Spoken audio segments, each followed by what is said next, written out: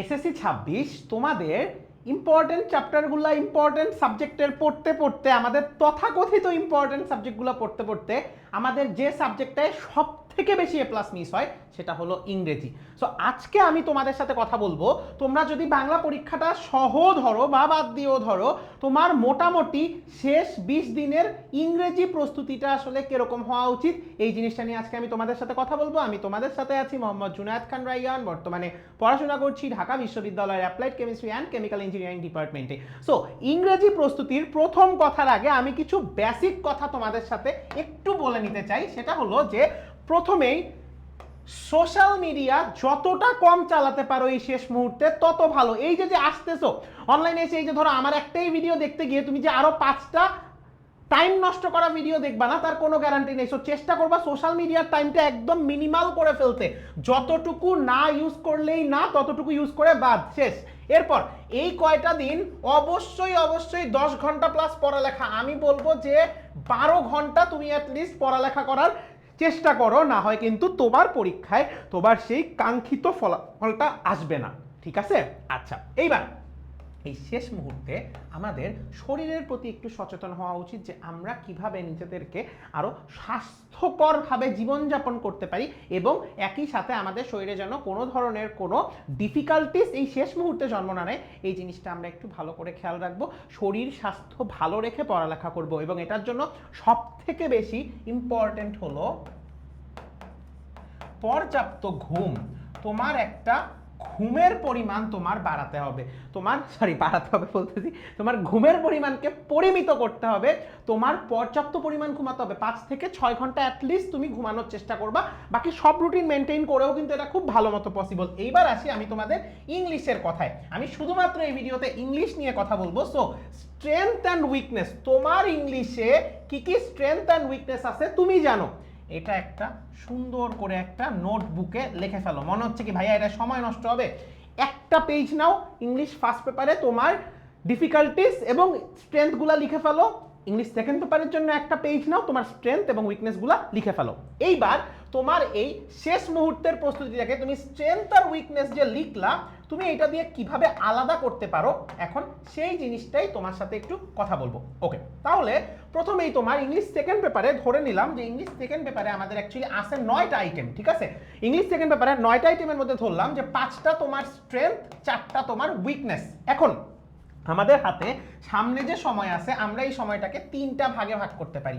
So প্রথম সপ্তাহটাকে আমরা শুধু উইকনেস, প্রথম সপ্তাহে আমরা ইংলিশ যতক্ষণ পড়বো শুধুমাত্র উইকনেসের দিকে নজর দিব। সেকেন্ড সপ্তাহে আমরা আমাদের উইকনেসগুলোকে একদম বাদ দিয়ে দিব না, উইকনেসগুলো একটু একটু করে রিভাইজ দিব এবং অ্যাট দ্য সেম টাইম আমাদের স্ট্রেংথগুলোও পড়ে ফেলবো। এতে করে কি হবে, একটা তোমার ফুল রিভিশন সহ তোমার হয়ে যাবে। এবং দেখো ফার্স্ট উইক সেকেন্ড উইক তোমার গেল, তোমার স্ট্রেংথ উইকনেস নিয়ে তুমি গ্রামার আইটেম নিয়ে কাজ করে ফেললা। এখন তোমার কি লাগবে, তোমার থার্ড উইকে রাইটিংটা প্র্যাকটিস করা লাগবে। থার্ড উইকে রাইটিং এর যত কিছু আছে সুন্দরভাবে তুমি প্র্যাকটিস করে ফেলবে, তাহলেই কিন্তু হয়ে যাবে, ঠিক আছে? এরপর চলে আসে যে তোমার সিন আর আনসিন প্যাসেজ। তোমার টোটাল ইউনিট আছে 8টা, তোমার ইউনিট আছে 8টা, পোয়েম আছে 7টা, স্টোরি 7টা। তুমি চেষ্টা করবা এগুলাকে ভাগ করে, অর্থাৎ পার ডে তুমি কোন দিন কতটুকু পড়বা এটা ডিভাইড করে সুন্দর করে পড়বা। ইংলিশের অনেক ভালো ভালো ক্লাস তুমি ইউটিউবে সার্চ দিলেই পেয়ে যাবা। ওই ক্লাসগুলা দেখার আগে নিজের স্ট্রেংথটা এবং খুঁজে বের করার চেষ্টা করবা, নিজের উইকনেস খুঁজে বের করার চেষ্টা করবা। এরপর এটা করবা। আনসিন প্যাসেজের ক্ষেত্রে ইনফরমেশন ট্রান্সফার খুব ভালো করে তোমার প্র্যাকটিস করতে হবে।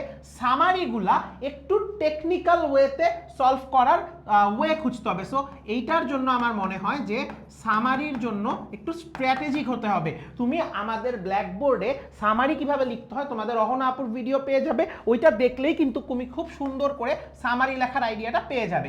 রিয়ারেঞ্জের জন্য তুমি তোমার বিগত কত বছর বলবো, তোমার বিগত 5 বছরের বোর্ড কোশ্চেন তুমি অ্যানালাইসিস করে ফেলবা, তাইলেই তোমার রিয়ারেঞ্জও হয়ে যাবে। আর কলাম ম্যাচিংও তুমি খুব সুন্দরভাবে যদি একটু প্র্যাকটিস করো, তোমার কাছে যেই ম্যাটেরিয়ালই থাকুক না কেন সেটা দিয়েই হয়ে যাবে। আর writing part, practice and format, তোমার ফরম্যাটিংটা জানা লাগবে, যে তুমি কোন ফরম্যাটে লিখতে চাচ্ছ। তুমি যদি ফরম্যাট না জানো তাহলে কিন্তু তোমার যত কিছুই করো না কেন কোনো লাভ নাই। সো তোমার ফরম্যাটটা জানা লাগবে এবং অ্যাট দ্য সেম টাইম তোমার কি করা লাগবে বলো তো, যে রাইটিং পার্টগুলো ধরে ধরে তুমি কোন পার্ট কতটুকু পড়তেছো সেটা তোমার প্র্যাকটিস করা লাগবে। আশা করি তোমাদেরকে বুঝাইতে পারছি। এবার তুমি একটা কাজ করবা, যে তোমার যে ধরো তোমার তোমার হাতে 7 দিন আছে, এখন তুমি ওই শেষ 7 দিন তুমি কিভাবে কাজ করবা, বা তুমি ওই 7 দিন ধরো একদম 7 দিন তুমি প্রিপারেশন নিতে চাচ্ছ, তুমি কি করবা, তোমার ইংলিশ ফার্স্ট পেপারের জন্য তুমি 6 ঘন্টা রাখবা, ইংলিশ সেকেন্ড পেপারের জন্য তুমি 8 ঘন্টা রাখবা।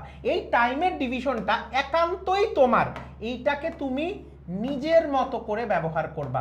ইংলিশ ফার্স্ট পেপার রিভিশনের জন্য, ইংলিশ সেকেন্ড পেপার রিভিশনের জন্য এই টাইমটাকে ডিভাইড করে করে সব দিনে ভাগ করে নিবা। শুধু ইংলিশ পড়লেই কি হবে, অন্যান্য সাবজেক্ট রিভাইজ দেওয়া লাগবে না? ঠিক এইভাবে তুমি শেষ 7 দিনেও একটা ভালো করে প্রিপারেশন নিতে পারবা। আর গ্রামারের ক্ষেত্রে একটা জিনিস, গ্রামারের ক্ষেত্রে স্ট্রেংথ উইকনেস নিয়ে কাজ করবা, খুব ভালো কথা, বাট একদম পারো না, একদম নতুন কোনো টপিক সেটা মোটেও তোমার জন্য না। একদম নতুন কোনো টপিক পড়তে যাবা না, এটা তোমার জন্য হিতে বিপরীত হবে। সো এই সবগুলা জিনিস যদি তুমি মেনে চলতে পারো তাহলে তোমার এই শেষ 20 দিনে তুমি ইংরেজির একটা পূর্ণাঙ্গ প্রস্তুতি পাবে এবং অ্যাট দ্য সেম টাইম তোমার ইংরেজি পরীক্ষায় A+ পাওয়ার জন্য কোনো দুশ্চিন্তা করতে হবে না।